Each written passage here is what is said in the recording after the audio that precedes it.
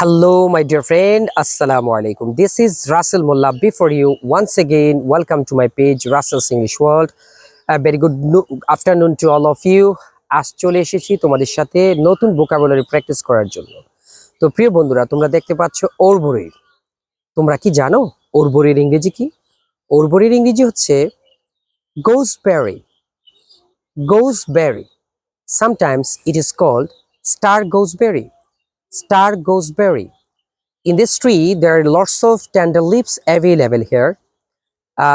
In India, Nepal, and Indonesia, these tender leaves is used as vegetable. But in Bangladesh, it is not used actually. So, my dear friend, by this way, every day you can practice English with me. Till then, have a very nice day. Bye.